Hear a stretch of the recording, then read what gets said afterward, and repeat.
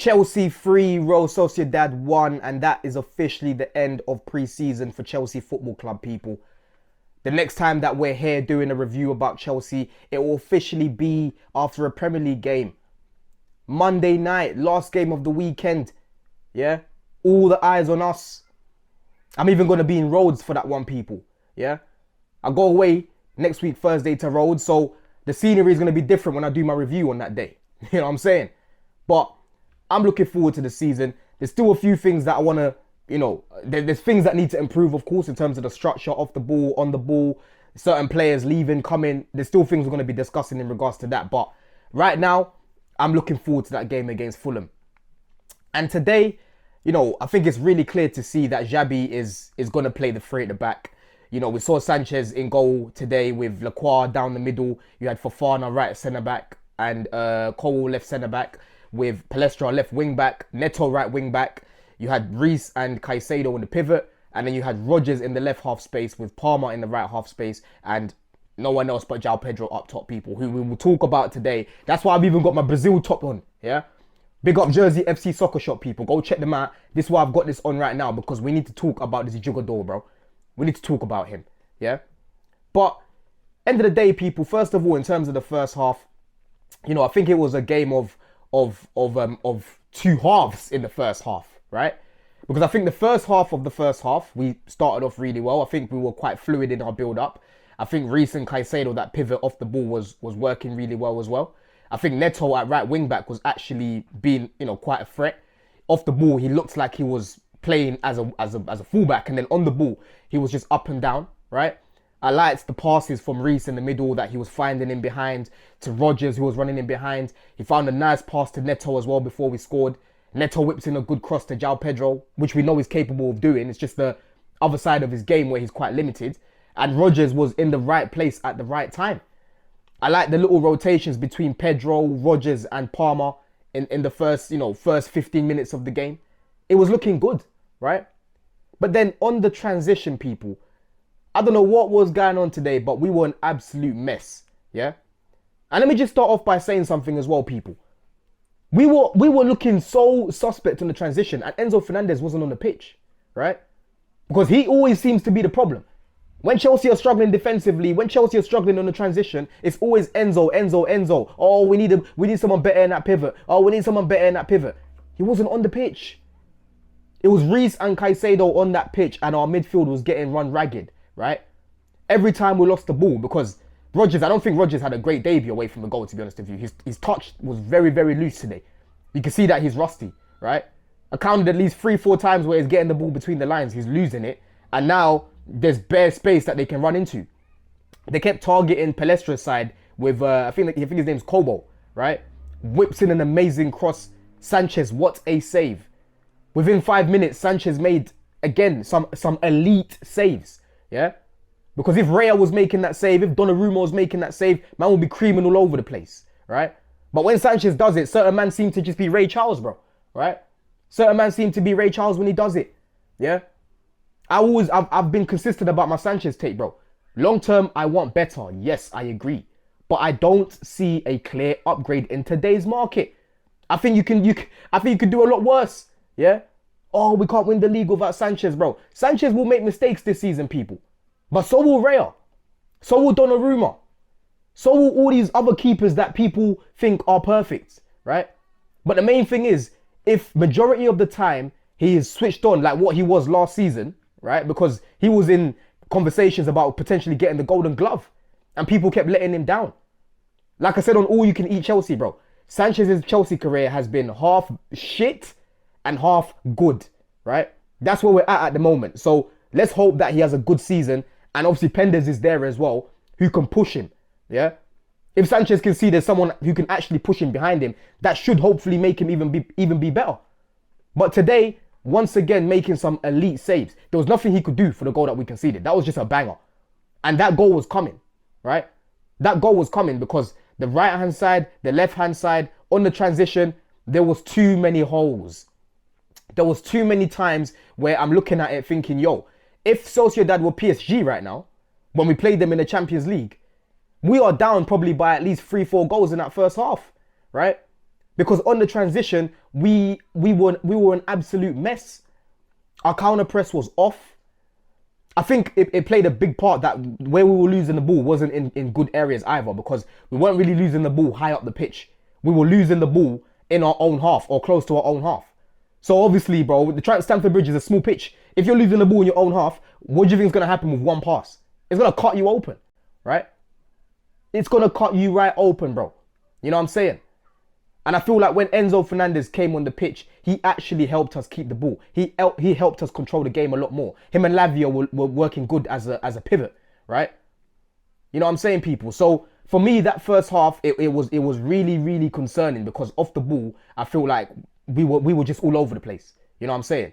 So that's something that Xabi's got to look at. And I really hope that we go and get ourselves a Matic type DM, bro. Please. Yeah? Please. We are in dying need of that profile, right? Dying need of that profile, people. You know what I'm saying? Because we have too many eights, bro. Barco, 8. Enzo, 8. You're looking at, Caicedo, for me, is an 8, right? Asugo's probably an 8, yeah? We haven't got a guy that's just an anchor that's just going to sit there. We've got Lavia, of course, but Lavia is half a man until he proves otherwise, right? I like that he's still available right now, and we haven't had the comms to say that he's going to be a goner. But we can't trust that guy, bro, because you're never too far from a Lavia injury, people. You know what I'm saying? But I feel like that first half, I thought Neto had a good game.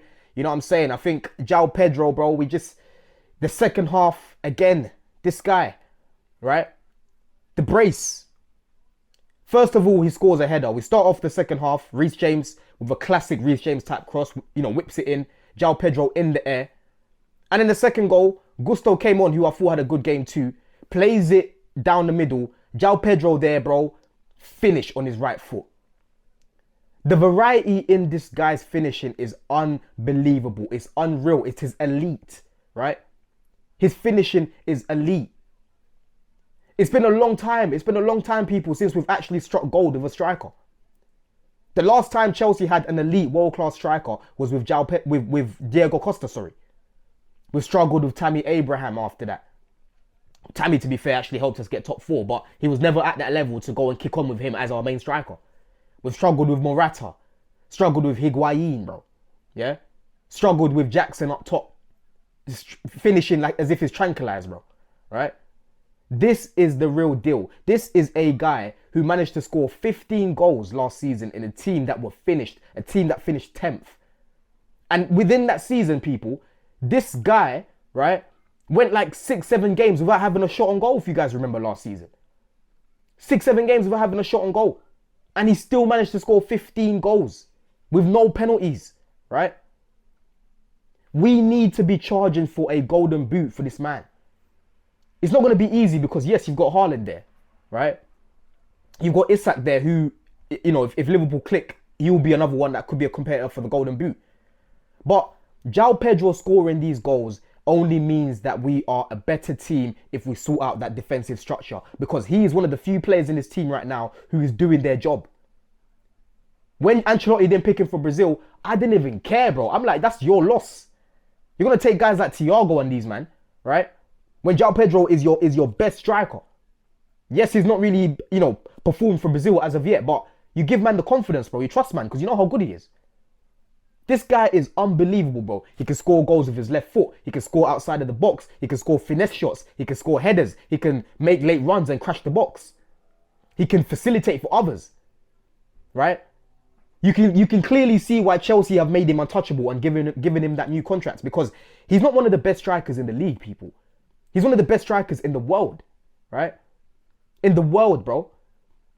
You can't be one of the best strikers in the league and not be one of the best strikers in the world when we are literally, the Premier League is it is the best league in the world, right? So how can you be one of the best strikers in the Prem and not be one of the best strikers in the world? He's up there, bro. That's why Barcelona wanted him, yeah? And it's just a shame that last season happened the way that it did, because he played at a level where he should have been in the title race. He did his job. And I was very concerned about Joao Pedro when I was about to sign him, because I was looking at guys like Nkunku, guys like Felix. I wasn't too sure what his position was. Is he a second striker? Is he a 10? What is he? I didn't really know what he was. But the more that I watch him, I can clearly see that he is a 9, right? And I like the fact that he's not dropping too deep, running away from the goal. Stay up there, bro, because now you've got Palmer and Rodgers behind you. You know, Esteval came on the pitch. You know what I'm saying? He is unbelievable, bro. And honestly, Xabi Alonso, please keep sorting out that defense. And, you know, upstairs, bro, if we can go and bring in a Matic type profile to help the likes of Joao Pedro when they score these goals to see out the games, bro, and win more points, then let us do that, right? Because this man is on red hot form. He's been our best player in pre-season. He keeps scoring goals for fun, different types of goals, like I said, right? Last season, bro, even against Forest, look at the banger that he scored in that nothing game, but just the quality in that. This guy could honestly go down as one of the best players that Chelsea have ever seen, bro. But he's not going to be looked at like that unless we start to win. We need to start winning, bro. We need to keep building a squad that we are the way that we are right now. Because of players of Joao Pedro. We can't be wasting players like Joao Pedro, bro. Yeah?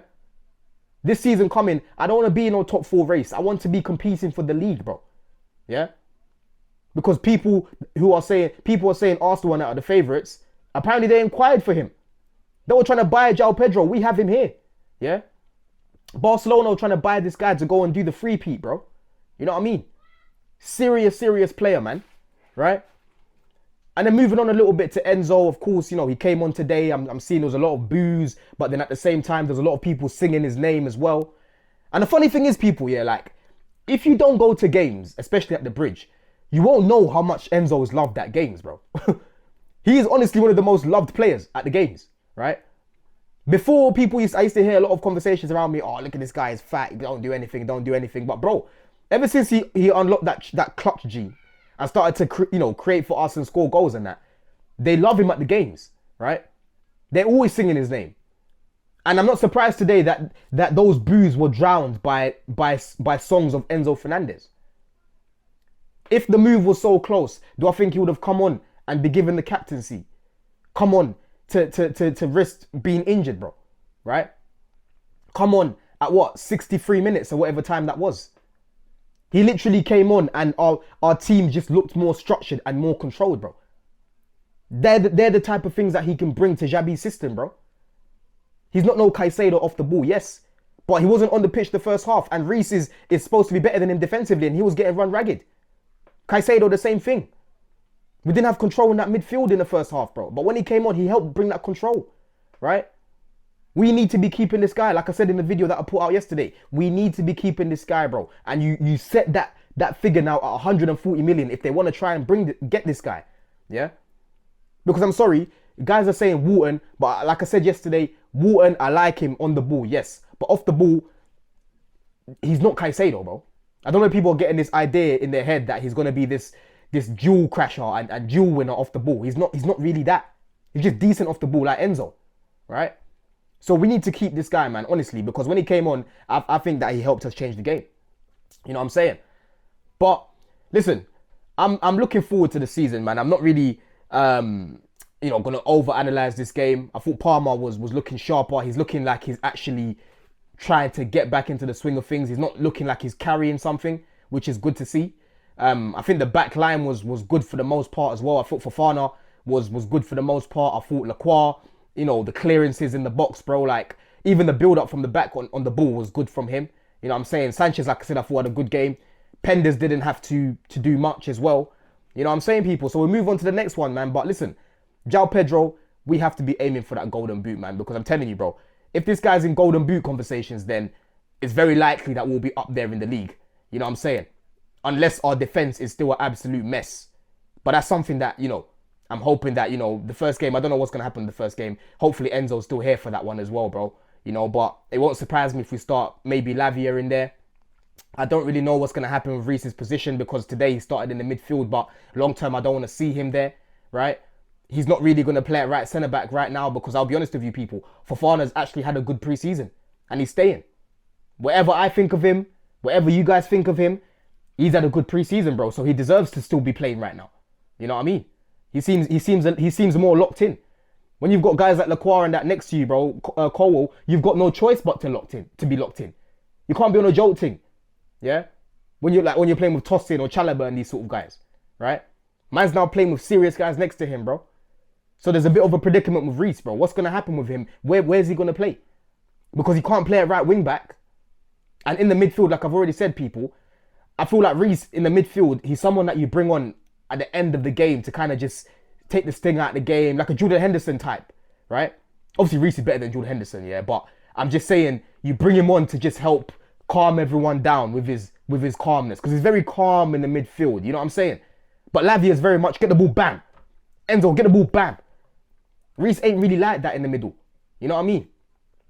But let me know what you think of today anyway, people. Like I said, man, Joao Pedro, golden boot, bro. We have to be in those conversations. We have to be. Otherwise, what we doing here? You know what I'm saying? And yeah, big up Neto, right wing back. You know what I mean? Palestra, I thought Palestra was a little bit quiet today. Not his greatest game. It was nice to see the likes of Chavaria come on in that as well. But I'm honestly looking forward to the season, man. Let's see what we do now as well between now and the end of the window with any more signings, people. But let me know what you think of my thoughts anyway, people. Let me know how we can improve defensively as well. You know, what can help with that. Is it a personnel issue? Is it a structural issue? Is it just today the fitness wasn't really there for a lot of these players? What was it for you today, people?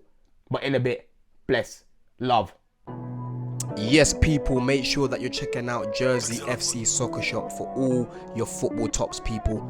They've got all the classic tops, all the retro tops, all the Chelsea tops. And if you're not a Chelsea fan, you're an op on here, trying to see what I've got to say, people. Make sure that you're checking them out. Don CFC at checkout for 20% off, people. Jersey FC Soccer Shop. Make sure that you're checking them out. Love.